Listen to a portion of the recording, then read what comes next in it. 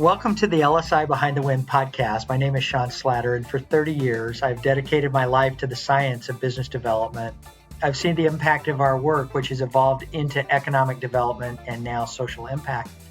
And this episode, I'm really excited. I am joined by a longtime friend and co-worker and client, Kori Ann Edwards. I've had almost a 30-year relationship with Kori Ann, and she's been exceptional to work with all of these years.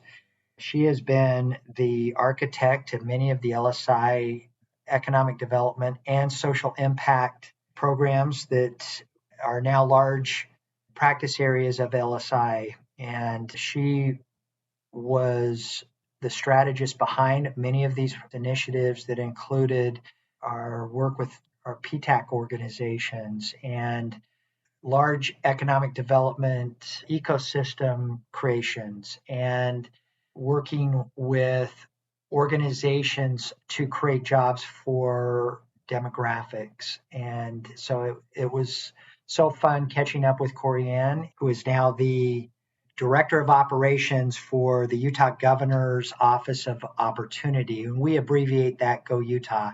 She's just an incredible individual and is passionate about economic development and social impact. And I hope you enjoy this conversation I have with Kori Ann. Well, I'm excited to do this with you. I've been looking forward to this discussion for a long time. And so, Kori Ann, just before we start talking about LSI, talk about your background and how you and I met. Oh, wow. You're going back along lots of years, right? We were kids. Yes, we were in our 20s. We're definitely not in our 20s anymore. That's exactly right. Right. So, wow, just going back from where we met when we were neighbors. Yeah. It was our first little home, Mark and I started our family, and I think it was your first home too, wasn't it? What? It was, yeah. Yep. So just in that cute little neighborhood and with our first homes, and got to know each other there. At the time, I was working for a national firm on workers' comp and unemployment, and I had opened an office for them in Salt Lake and was commuting clear to 5300 South during all the Olympic prep construction time. It was crazy. My commute life was miserable. And we started talking about me joining LSI and what that looked like, and very enticing for me to do that. And I remember that we did an interview on a Saturday afternoon, and we found babysitters for the kids and went to the LSI offices in Layton. You just moved there from Bountiful, and did our interview Saturday afternoon, and shortly after made the offer, and I accepted. And almost 21 years I was there with LSI, and what a great time of my life. So you were working for a consulting company, it was a national consulting company, and you were looking to do some other things. And, we started talking. And when you first joined the company, I kind of just gave you a bunch of different things to think about. And I think you were doing some client work and you were doing some operations work and comptroller. I was the office manager. I had a set of clients. I was working with all the consultants across the country, and right. a little bit of everything. So thinking back then, that was almost 25 years ago. What were some of your early memories of being part of the company and the company culture in general? When I first look back, it was much smaller than it is today. And really there was a handful of clients that were the predominant clients that paid most of the bills and brought in most of the revenue for the company. And really the focus was around, those few clients, and maybe there were some smaller ones that came in and out, but the company was pretty focused on those handful of clients that were really dominating. And that's kind of the setting that it was when I started. And you were just getting ready to take over the company as the president and CEO. And I remember those early discussions about, what your vision was going to be for the company, and the ideas and the strategies that you had for the company, and really getting excited to start looking at those, and the nervousness from the team of taking it to the next stages, and some of the pushbacks probably of like, oh, what's going on? Is he crazy? And just really starting those exciting times. And then I remember starting to vocalize those to the consulting team and some of your leadership team within the company, and going on some offsite retreats, and really having those brainstorming sessions, and starting to think about what could be, and what the next phase of the company would look like, and getting everybody excited about that, and getting everybody on board with that for the most part, and then starting to execute it. So, I mean, really, CAL FIRE being one of the very first ones of saying, we could do this, and we've got this opportunity, and making it happen. I remember all hands on deck writing the proposal for weeks on end. I remember us working late into the nights. I remember some of our team going home and babysitting all of the children, and having them together and taking them to McDonald's or wherever, while the rest of us were back writing the proposals. I remember you as the president and CEO sitting at the copy machine, making copies of the proposal while we had it all laid out on the floor, and we're 3-ring bindering it, and deciding how we were going to rush it to the airport to get it on the plane to get to deliver to California, and just all those grassroots efforts of all hands on deck. Super fun. And of course, we won the CAL FIRE proposal, and here you're looking at 22 plus years of being a logistical support provider. So, I mean, those are exciting early stage memories. Yeah. So I bought out all of the other shareholders right before you had joined the company, and the only shareholder left was Jerry. And so you had an opportunity to work with Jerry for a few years before he finally left the company. And as we celebrate our 50-year anniversary this year, obviously I have thought about Jerry a lot and my time with him, but maybe talk about your time with Jerry. And you had a special relationship with Jerry for those years that you had an opportunity to work with him. Yes, a tremendous man that I just hold in the most highest regards, and not only was it just such a pleasure to get to work with him for those final years of his career, but to maintain a relationship with him into his retirement, and have him be a mentor to not only my career, but in my personal life as well, and just have such fond memories of my time with Jerry, and miss him a lot. I think remember one of the first things that I needed to do when I came into the company was plan his retirement party. Yeah, that's probably right. That's probably right.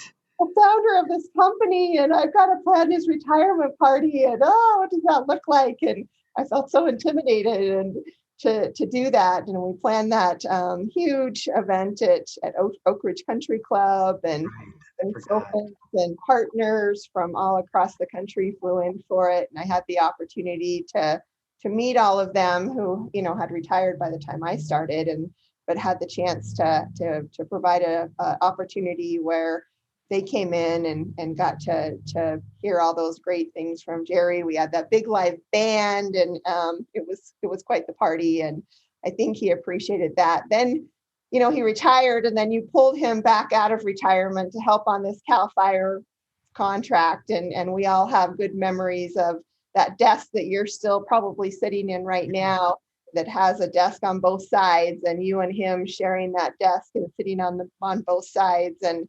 strategizing about how we were going to go into this next phase of the company. And I remember writing the proposal, and you'd say one word and he'd say another word, and the staff going, oh, what do we do? And it was just fun times putting that together, and having him back out of retirement to help write that proposal, and then have the huge success of winning it and starting that execution, and having him see that and know that we still have that today. That you still have that today. What a great memory. And we still have several accounts, and several clients that we've been working with for over 30 years. And I think that's unique, especially in this business, to have that kind of tenure with clients, especially for what we do and the turnover. And it's remarkable. And I think it's one of the pieces of my career that I'm really proud of, that we've been able to do whatever's necessary to ensure that our client's successful. And because of that, we've had these long relationships that have been over 30 years now. One of the things that you and I worked very closely together and had this great relationship where really everything that I would dream up, I'd bring to you and say, okay, what do you think about this? And then you'd go and figure out how to make this happen. And it was this unique time in, I think, in my both of our careers of being really creative and young. And I look back on how young we both of us were running this company. And one of the periods that I think back on a lot is after I had acquired the company and Jerry had left. He disappeared for about 3 months. You remember this? We couldn't find him. We couldn't find him for 3 months, and he wasn't. I mean, he had cell phones and whatnot, but I think he just left his cell phone and went on this road trip. And I wonder if he did this on purpose. That no, I'm not. I'm leaving. You have control of the company now, and you need to figure this out. And we did. There was a lot of things that I think there were a lot of surprises after he left, and some of the other long-term employees left. When Jerry left, most of the original team also left at the same time. And you remember that period of about 3 months where it was you and me putting this together and just figuring this stuff out. And I mean, it was that was a lot of responsibility, and I try to keep that in mind when we've got some really great young members of our team, and I think about you and I running the empire at that age, and sometimes it's easy to forget that we were in our 20s running this company. Right, right. I remember you used to always say, I'm just going to go on the road and I'm just going to get as many accounts as I can and as many contracts. And I used to always tell you to get ink, meaning getting a signed contract, right? And you'd say, okay, I'm going to go out for an extended period of time. You hold down the fort, and you'd go out and bring in a whole bunch of new contracts, and we'd all stay at the home front and execute on that. And I remember anytime if there was a personnel issue or anything, I would bring everybody together, and I'm like, all right, we got to solve this before Sean gets back, right? So bring everybody together and go, we're not going to have any problems by the time he gets back. I knew you were traveling so hard and working so hard to bring in these new accounts, and we were going to do everything we could to make sure that the home front was running smoothly, and that wasn't always the case. And I'm sure you and I are both thinking about the same problems and laughing about those. I had a longtime assistant that had been with me for years, and I was on this extended sales trip, and she decided she was going to quit. And you told her, you are not going to quit while Sean's gone. And you convinced her to stay until I got back. And a little bit of drama. A lot of drama. Right. A little bit of begging and pleading on my side. Please, not yet, not now.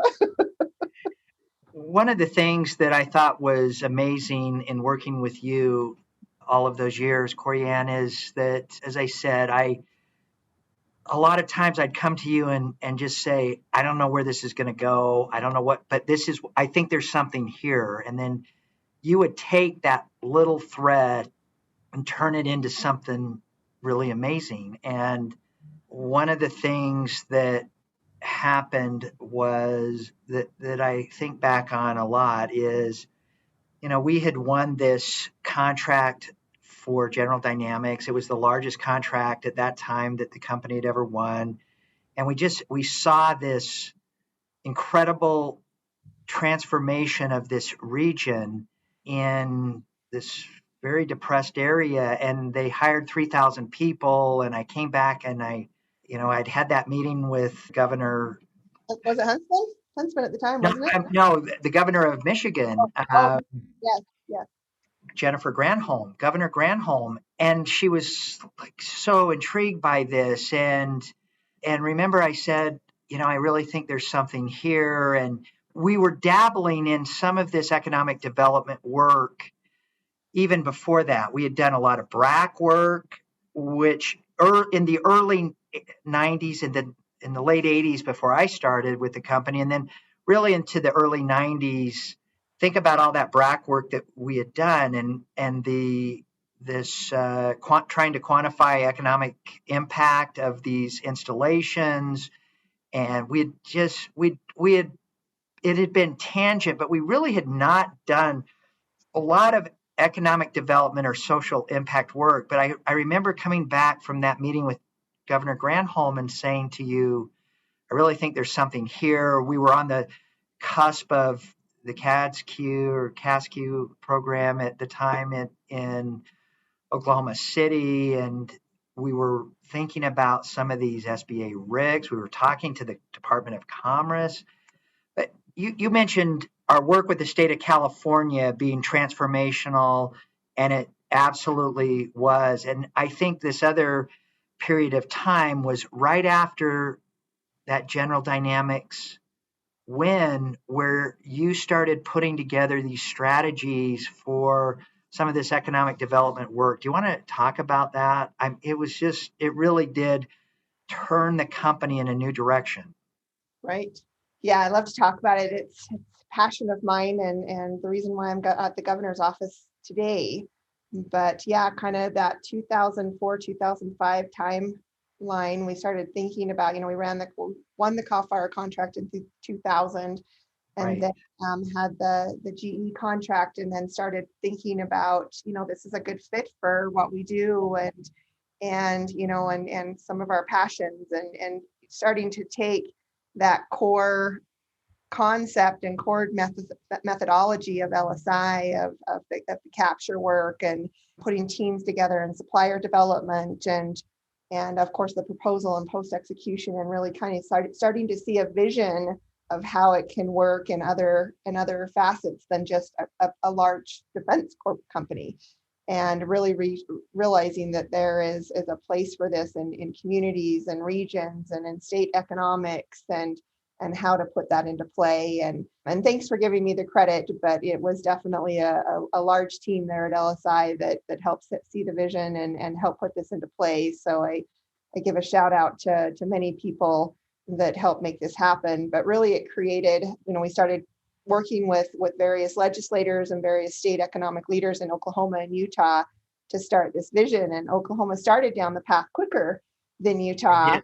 But Utah caught the vision quickly and ended up funding it faster and with a lot more money. So at the same time, both Oklahoma and Utah funded us to start this work. Utah just being a little bit larger dollars and gave us the opportunity to do a little bit more. But we maintain, you still maintain that contract with the Governor's Office of Economic Opportunities today. And we had the CASQ contract, the supplier development contract, for so long. I can't remember how many years. They really gave us that opportunity to work with small and medium-sized companies. And I remember always you trying to go out and bring these companies into the LSI account portfolio, but they just didn't have the funding to really stay with it long term and to give it the time that it needed to become a federal contractor and to take all of this. And we always were so frustrated of how to bring those businesses that needed it the most into the LSI services. And this was the way to do that,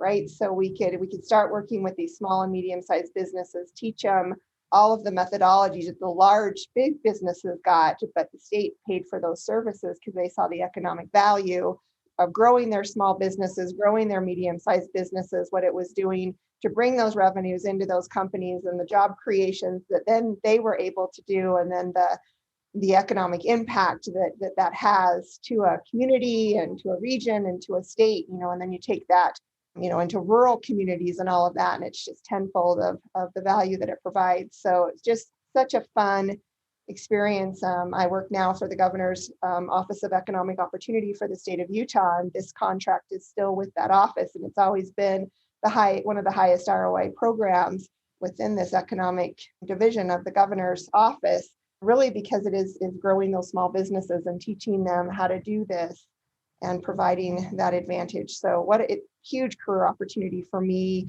So proud of everything that we did. We had that same experience with Oklahoma and doing that. We've had pieces of this concept that we built that was able to be launched out into many, many communities all across the US and even some internationally. So just really taking this great idea and expanding it and making it such a prominent piece of not only the LSI business and customer base, but really making a difference in those communities and that a lot of your employees live and grow in. And I think just a very proud part of all of our lives of getting that started and now seeing the rewards of it all these years later. I thought what was so fun in working with you is, as I said, that we had this ability to, I could bring this concept to you and say, what do you think? And then you would start building the structure around it. And we did that so many different times, but a lot of this was really, a lot of this was driven from you. A lot of the concept, I think early on, our team would say to us, what are we doing with this? Where are we going with this? I mean, and you never did. You could see this vision that I had. You had this ability to take a concept and then build structure around it. And then ultimately building these amazing programs that are, I mean, these are legacy programs that were the foundation. They were and have been the benchmark of the LSI portfolio over the last 20 years. And you had this ability to see the vision and then build on that and then take this and replicate it elsewhere. And that is such a unique skill that not many people have that ability. And I mean, I think for me that what happened, that meeting with Governor Granholm was really started me thinking about, could we transform the company into this leader of economic development and social impact? Could we here's one of the largest states in the country, and their governor saying to us, we need help in building strategy, and then doing this for Oklahoma and Rhode Island and some of these other states. But for me, remember when we met with Governor Mary Fallin in Oklahoma, and she said, I've got a $2 billion budget deficit, and I don't know how I'm going to make up that revenue. And for me, it clicked that this is the same thing that I hear from Boeing and Lockheed and Northrop. Hey, we've got this revenue deficit. We've got to find a way and a strategy to make this up. And we took the LSI methodology and just said, here's how you're going to do it.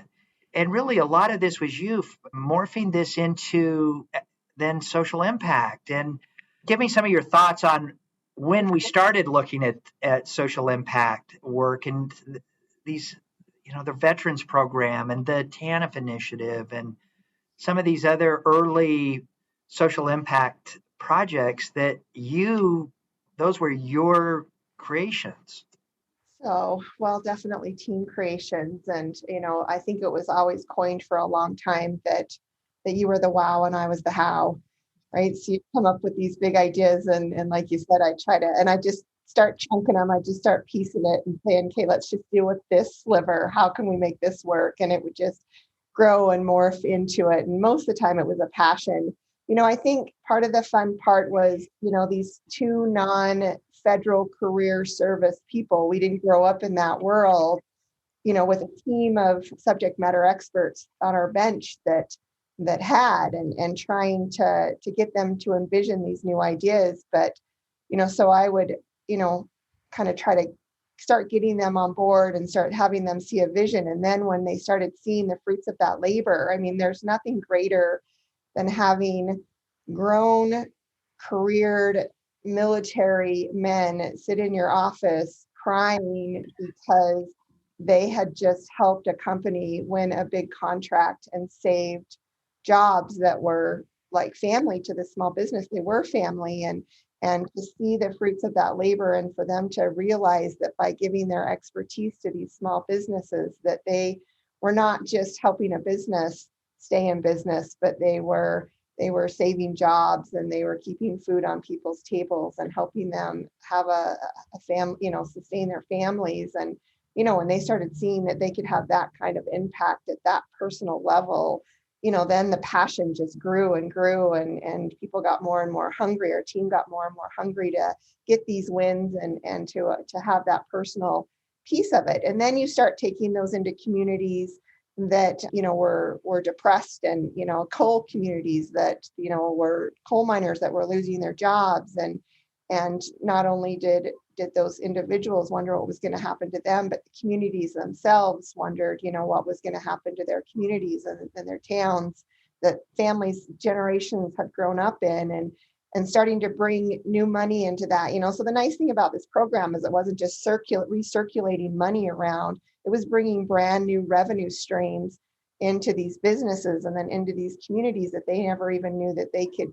could have, and that could be part of their growth strategies. And so to be able to show them that this was a whole brand new marketplace and a whole new revenue stream that they could get into was so exciting to see. And so, those are, just early days of building that passion and seeing the results so early on what this type of program and these kind of assistance could do, I think was some of the greatest joys. And then starting to strategically look at it from community development and regional economic strategies, and starting to grow that into some bigger pictures were fun. And then we got to the point where we started having workforce problems. These companies were winning this business, and then all of a sudden they couldn't find employees to work the business, kind of getting into some of those depression areas, those 2008, 2009, when businesses were struggling, and to be bringing this new revenue stream in for them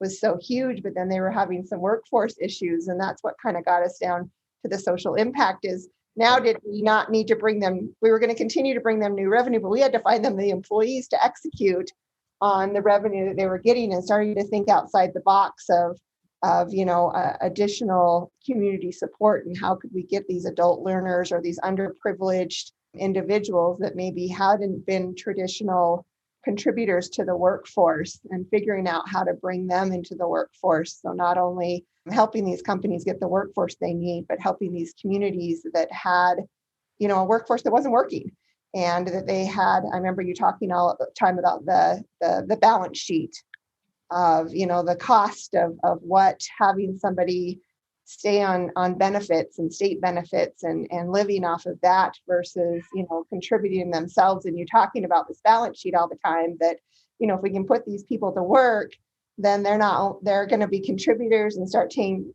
personal income tax and buying cars and buying homes and all of this, and contributing to the revenue stream, but also taking them off the social services that they had been accustomed to generation after generation, and starting to kind of think through that and how that model could flow, and really bringing in a great team that you brought in that had the skill sets to start these pre-transitional career growth and employment to careers kind of processes, and just learning, it's not just about saying, hey, get off the couch and go to work. It's removing all the barriers that they had with daycare and transportation and everything, and providing those coaching and counseling pieces to really get them into a job, and then not only just a job, but then developing into a career.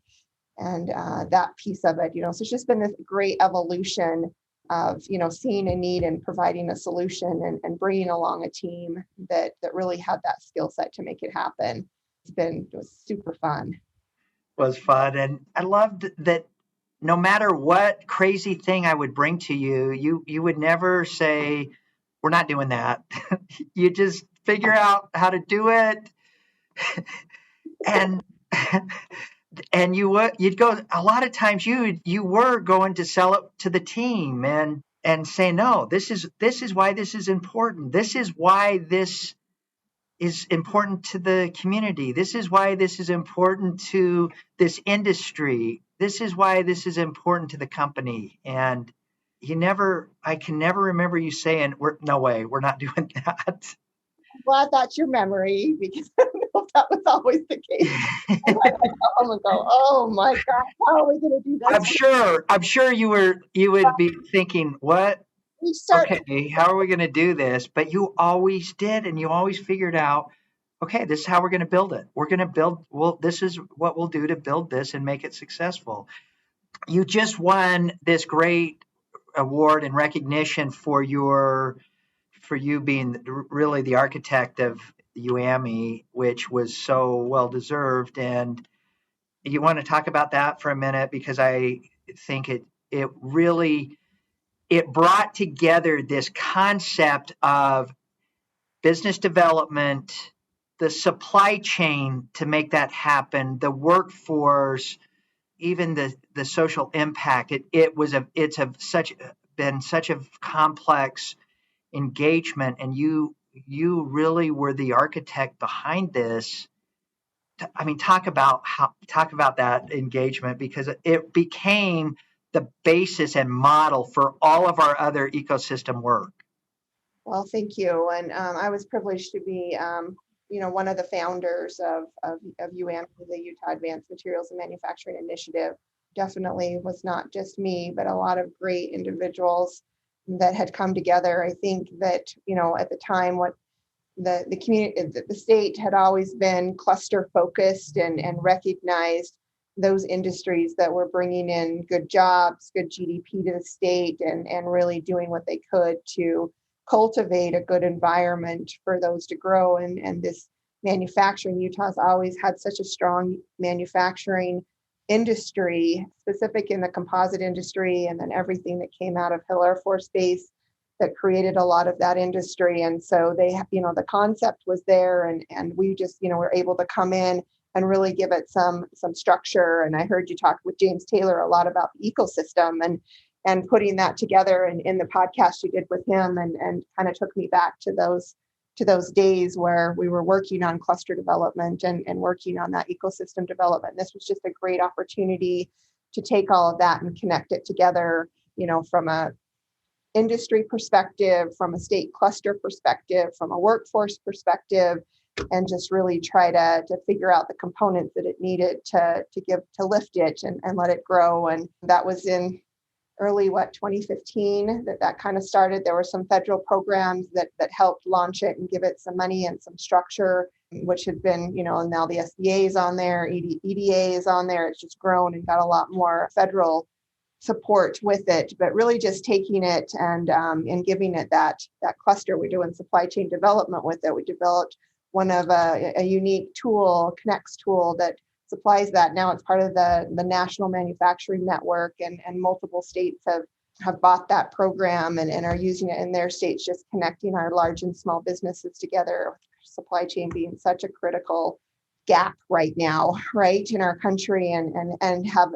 having been almost 10 years into that model, we've done so well with that, and then really developing a workforce around this. I mean, manufacturing, parents said, you don't want to go into manufacturing anymore. They're dirty plants. And just what can we do to show a new generation that manufacturing is robotics and high-end tech and everything that it's doing. And so building workforce careers and platforms and pathways and programs with our academia, with our industry, tying all that together and building new generations of workforce around, some of our critical industries. So just a lot of that's been super fun. And LSI is still very engaged in the UAMI program. We just won one of the first designations as a defense manufacturing community for that, UDMC, that we call it, the Utah Defense Manufacturing Coalition, that UAMI is a big part of, and LSI is a big part of it, of that piece and all that's doing, right? This was your vision. And every time we thought that, okay, this is it. This is the last straw for UAMI. You would pull something else, even when you left and went to work for the governor. I think you were writing the OEA proposal over your 4th of July weekend. we are working another large ecosystem and cluster, regional innovation cluster. And I think a lot members of our team, even the UAMI team, sometimes forgets that where this started, it has become really the benchmark for these RIC or ecosystem initiatives. But it started, just talk for a minute of how this started, which was unbelievable. It was nothing. Well, it was just, the right people at the table. We had strong academia support from Greg Jones at the U of U, and then huge, some of our star team with, Angie and Ross and what their leadership within the defense community, and then just bringing the right manufacturing communities. Having Lockheed commit to this, having those right companies at the early stages catch the vision and see what needs to be done. And just a lot of people donating their time to kind of get this set up, the right people at the right time, and doing, we did the lean canvas and spending time talking to 300 plus stakeholders on how this would work. I think a lot of preparation at that time and getting stakeholders excited and involved is really what gave it such a strong start. But, just seeing the need of what can we do to really make an industry grow, and how can economic development and state efforts and even federal efforts, how can they really reach into a for-profit industry and community and provide them with environment that they needed to grow and thrive, and to put all that together was super exciting, because you never know how a state should really be involved in economic development and within industry. And, we try to just being part of kind of setting the stage for that and giving them a platform to grow has been super exciting. And I think Greg called you and said, I don't have any money, but I want to do this. And I've got 4 interested companies. Was that the story? And you pulled this together. I think he gave you $15,000. It was 12, Sean. I think it was 12. He gave you $12,000. He said, okay, I'll give you $12,000 and 4 companies. And what we did with that, what you did with this, putting this together, it's been exponential. And we've replicated this over and over. And we were doing some other things with CADSQ, and we had the early SBA. It wasn't the RIC program at the time. It was the teaming initiative out of Commerce, out of the SBA, that it had evolved into the RIC programs. So we had been dabbling in this, but this was the first time you so brilliantly said, okay, this is what we're going to do. We're going to go after this funding, and we're going to build a supply chain around this industry. But when I tell people this, this started with a $12,000 contract. Yep.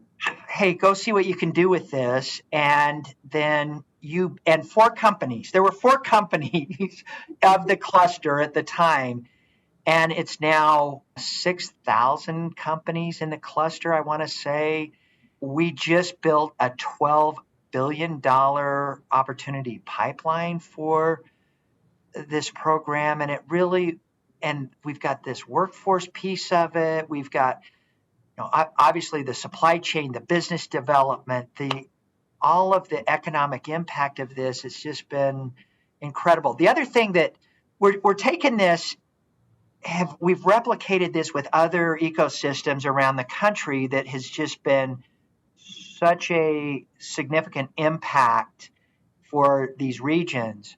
But the other thing that I think you'll find interesting, and maybe you've seen this or not, but the Department of Commerce took our concept around the regional innovation cluster or the ecosystem development, and they've used it for so much of the recovery dollars and programs. The whole Build Back Better RFP and contract strategy was based on that concept.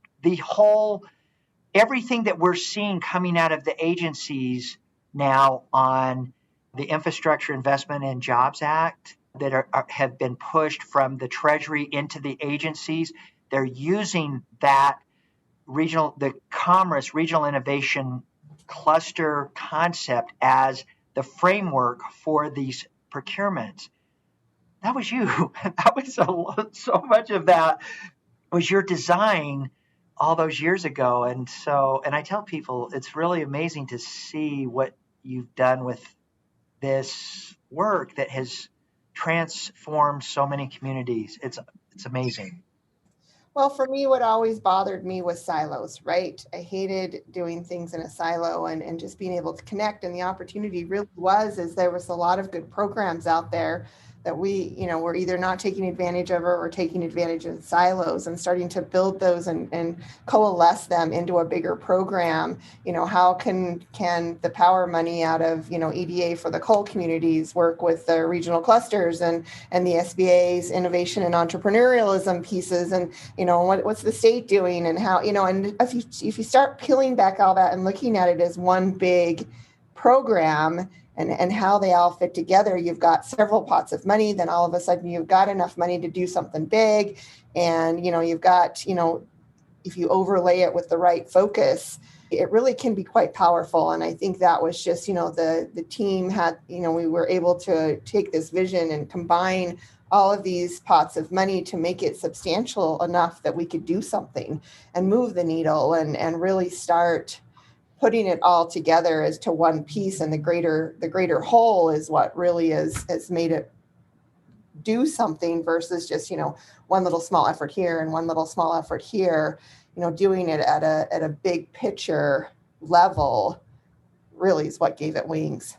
And you saw this was a complex concept, but you saw that you were able to say, let's take the LSI business development methodology. Let's take the strategy and capture and proposal development, all the workforce piece, the supply chain piece, or what we call program execution, and pull that together, that whole LSI methodology, pull it together and build this awesome, complex ecosystem for a region. It was just, it was brilliant. It really still is. I think about that a lot, that having all of these elements come together and then being able to replicate this in really diverse ecosystems and various clusters, it's been a lot of amazing. And now with the IIJA funds, or I guess what they're calling the bipartisan infrastructure law, to see that and see how so much of that strategy that you built, is being used at a national level for recovery with this trillions of dollars that's going into these communities. It's just amazing. I love it. So talk for a minute about social impact. We touched on that for a minute, but we're doing so much work in social impact now, working with TANF recipients. We're working with the Department of Labor closely on a lot of different demographics. And I thought it was fun especially when you were pursuing some of these various demographic programs, that you were creative in thinking about demographic initiatives very differently than I think that HHS or DOL or DHS, some of these agencies had previously thought about demographic work. So yeah, I laugh now when I hear about holistic support and wraparound services, and I hear some of these things, and I think we were the first to start saying those, and this workforce team that you brought in and built, and they had all these visions, and then my ask was to how can we turn these into services and contracts and clients of LSI, and how can we make this vision work? And it was hard at first because nobody thought a for-profit company could play in this world. And it was 100% dominated by nonprofit organizations, and no way could a for-profit work in a social impact environment. And so we were very dismissed at the first because that we were just in it for money, and a for-profit can't play. And really, when we started talking about and dividing these concepts around wraparound services and holistic services, and started talking about bringing it all together under one umbrella and providing a full service kit to somebody that was in this situation, an individual that it was in intergenerational poverty and in all of these barrier environments, and how we could provide this wraparound services to get them into not only a job but a career, as we talked about.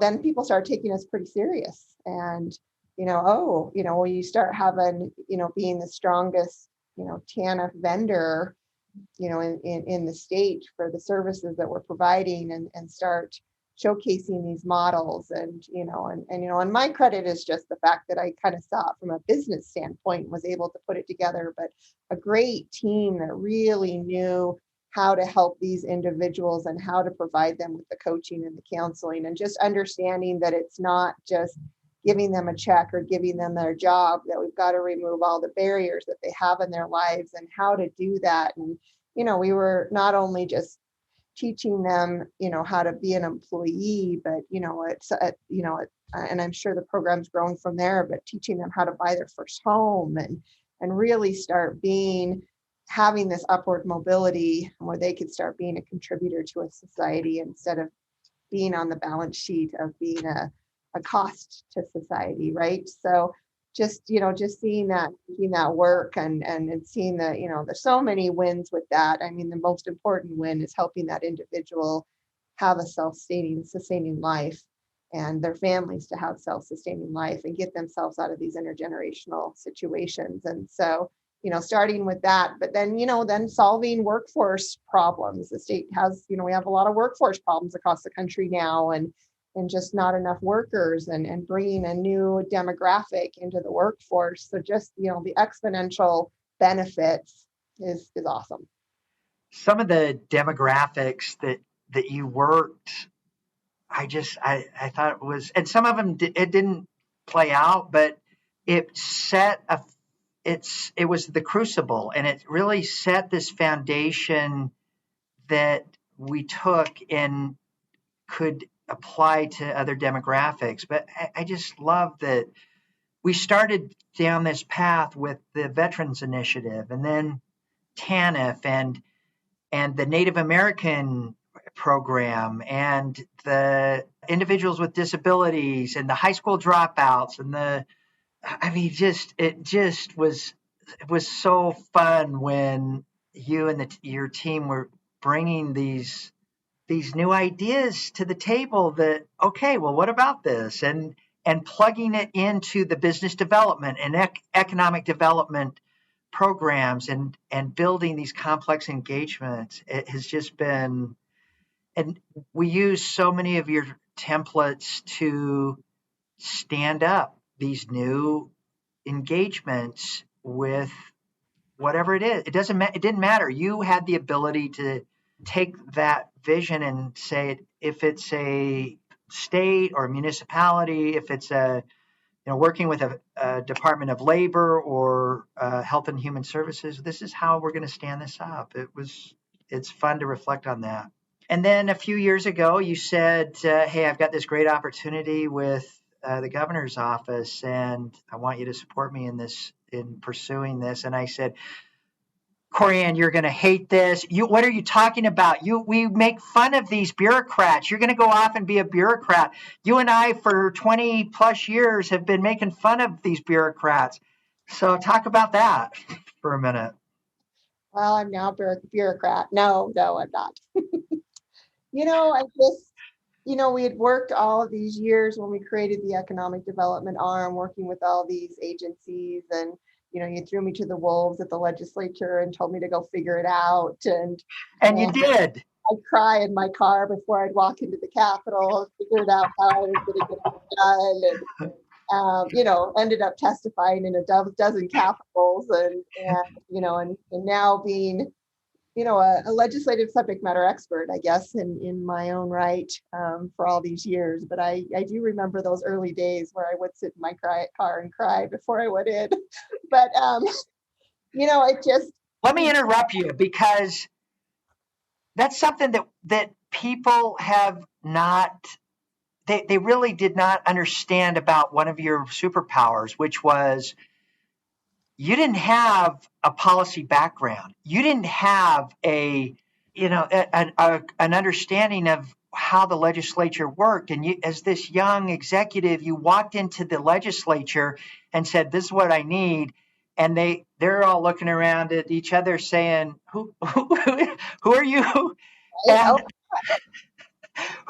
who the hell are you? And then you're writing their bills for them, and you're going out and getting votes. And you were amazing. You were an amazing policy genius. And I don't think that, I just don't think that for most of your career, it was just part of the business, but you really have this superpower that's policy based, Kori Ann, that you developed this exceptional discipline around policy that there's just not a lot of people that get this, and you are amazing. But talk about that.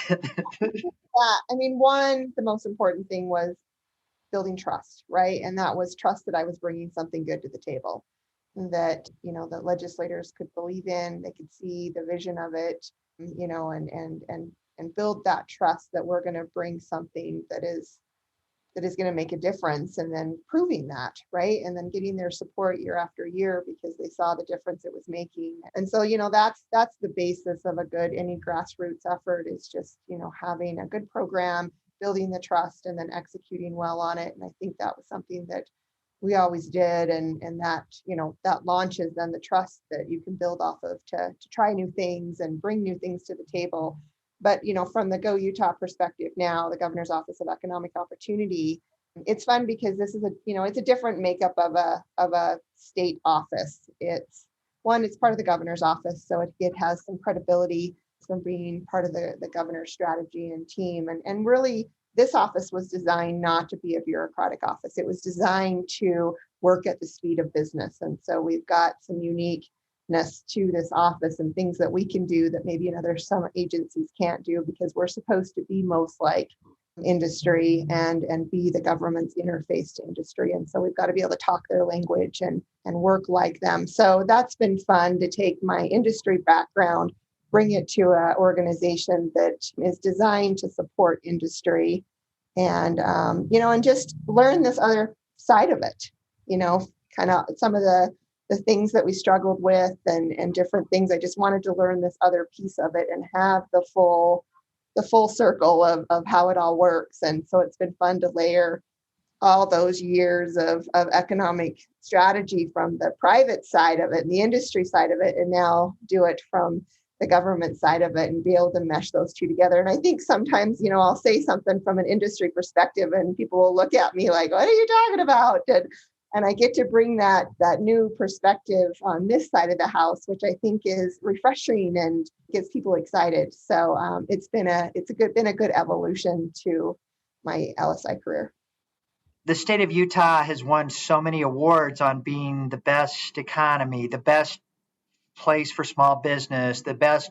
And you have been, over the last 25 years, at the heart of all of this strategy. And I mean, do you ever look back now and say, "God, we really have had significant impact in what we've done." Absolutely. Absolutely. I mean, without a doubt, the programs and projects that I've been involved with, both at LSI and now with my state career, I definitely know have changed lives, have grown business, have provided economic prosperity for communities. And it's, that's exciting. That's leaving a legacy that you can be proud of. And I'm proud of, my small piece in all of that, because it's taken a team, and it's taken the right expertise, and it's taken the right people to be around the table to believe in this. And it's just been my pleasure to be part of that, to be working with those individuals, and to be able to look back on my career and know that, in some small way I've made a difference. It was a big way. What was the most surprising thing for you transitioning from LSI into Go Utah? Well, I learned more legislative tips and tricks, and how things work in the curtain, right? That I wish I would have known on the other side. So that's probably been, a big piece of it, and then just learning about how important industry is, and partnerships and subject matter experts. As a state employee, you've got limited resources, you've got limited bandwidth, but you're handed a whole bunch of responsibility, and the importance of relying on partners like LSI and other partners across the state to help bring best practices to the table, to help bring ideas and to be able to work together to move the needle on some of these things, that it really does make you realize that you can't do it alone. A state office can't do it alone. A single business can't do it alone. It really takes the right partnerships, coming together and all believing in the mission and giving it all they've got to make these things happen. And so just appreciating the value of what subject matter experts can bring to the table for state perspectives to help execute a focus or a mission. One of the things that I've loved about this transition that you've made is that there are so few economic development organizations that are metric focused, and Go Utah is, and I know that that's all you. I know that you drive that. I mean, you've talked in our discussion today a lot about return on investment and other metrics. I know that I just see so few economic development offices that are metric driven. And I mean, we talk to these executives, and we'll say, "What's your objective?" And they'll say, "To create jobs." Okay, well, how many jobs? We don't know. What kind of revenue are you going to create for the state? Well, that's not really our role. And I love that you have taken a lot of the principles and the discipline that we were expected to deliver to our clients, especially you think about all of our Fortune 500 clients who, if you went into a Fortune 500 company and said, "Pay us some money and we'll try to get you some business," they'd throw you out, right? But I see that with so many of these economic development organizations that are not metric driven, they exist for this nebulous purpose of create jobs, create revenue for the state, create opportunity, but there is no hard numbers behind it. And I know so much of this within Go Utah has been driven through you because of that long background of, we had to go testify before a Lockheed, before a Boeing, before a Northrop or a Raytheon, and they wanted to know, what was our return on investment? How much did you capture for us in the last year? What was your win rate? And seeing you pull some of that into Go Utah has been amazing. You don't hear a lot of government agencies talk ROI. So No. I think we help bring that into the economic development thought process, into programs. And, when you're using taxpayer dollars to execute a mission, it's important that those aren't wasted dollars, that they're given the best opportunity to do what they need to do. And metrics and measurements are the absolute most important way to show that, and to show all of those taxpayers and all the stakeholders in the state that are contributing to that it's doing the right thing, and it's elevating and lifting. And so, yeah, measurements and metrics are critical in just knowing if it's a good program and if it's doing what it needs to do, or if you need to do something different. We have a young I say young, but she's older than we were when we were ruling the empire together. And by the way, I think there was a time when I was the youngest member of the team, younger than you even. Like 40 days, Sean.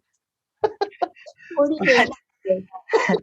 She said, I think of her as being so young, but she actually, when we were her age, we were doing all of these crazy programs that we were talking about. She said to me, "Whoa, wait a minute. Kori Ann used to work for us." Is that weird that she used to work for us and now we work for her? And I said, that's not weird at all. That was pretty much how it was for the 20 plus years she was here. I said, no, it's not weird. It really has been, I mean, we've had this kind of relationship with Go Ed and now Go Utah for almost 20 years. And I think it's been so fun to see you take this amazing organization and just do incredible things with it. And you've got a lot left to accomplish. It's been fun working with you together within LSI and now in your new role at Go Utah. As we wrap this up, I didn't get through half of the questions I had for you.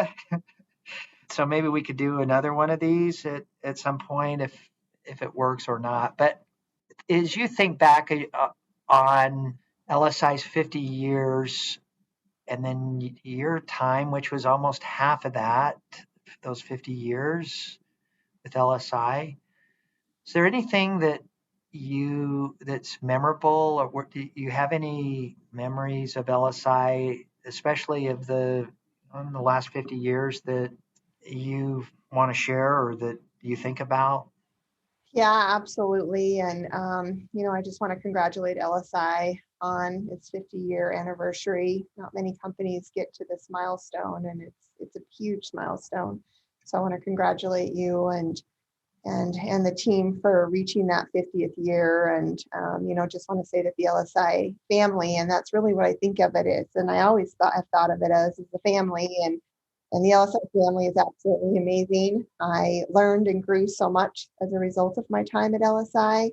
I saw firsthand the impact of the services that LSI provides to the small and medium-sized business community, lives that were sustained and changed through the resources and funding that we helped secure. Some companies that were on the verge of shutting their doors.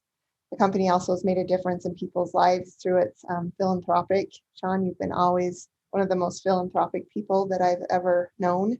Your charitable giving is at the heart of LSI, being a United Way cornerstone partner, just supporting every community event, all the statewide chambers of commerce and just everything that the company has done to give back in the state and to the community. It's always at the forefront. Giving back is always at the forefront of LSI, and I recognize that and appreciate it. LSI's past, present, and future services will continue to make a difference in our state and the lives of Utahns. I am sure of that. And I'm grateful for my time at LSI and will cherish the many memories and friendships that I had. So here's to you and to another 50 years of success. Thank you, Kori Ann. It was, we did a lot of really fun things together and overcame a lot of challenges together. And that this was a special time working with you, especially creating these programs that became the basis for LSI. And I really miss it. And it was fun working with you in your new role. And there's so many times that I think about, I need to call Kori Ann and talk to her about this thought. And half the state wants to do that with you too. And I know they do, but I think about collaborating with you a lot and really miss it. And excited that we work together to do these great things for the state of Utah in your role and as our role in supporting you in these objectives. I miss collaborating with you on some of these other projects. So Well, thank we're you for doing going this. to do things by helping execute the governor's very first economic summit in May. So great. All of the big EDA grants that the state has won and our communities have won all have LSI's footprint behind it and helping pull all those proposals together and win, and all the work you're doing with PTAC and helping our communities. So, just grateful that we have a good community partner, grateful that you're in this, that you're helping the state of Utah to grow and to do all that. It's still, I still love when every member of the team that gets to come to the office and I get super excited. So, and appreciate your continued friendship and support, and excited to still be part of it in that small way. Thank you for everything. This has been fun, and I could do this for a couple more hours. Thanks for everything, Kori Ann. I really cherish that time that I had to work with you here and then work with you at the governor's office now. And I think so much of your amazing economic development mind and strategy, and you're going to continue to do amazing things. Thank you. Thank you so much. Appreciate it. I had fun doing the podcast. Thank you. I hope you enjoyed this conversation with Kori Ann. You can see that Kori Ann and I have worked together a long time. We've had a long relationship, and I admire her work so much. And if you have an interest in our work providing economic development and job creation in your area, if you are a federal, state, or municipal entity and would like for someone from the LSI team to contact you, we've linked all of this into the episode notes, and you can connect with us or connect with any of the information or organizations that we talked about in this episode, and we will have a member of our team contact you and discuss how we can help you.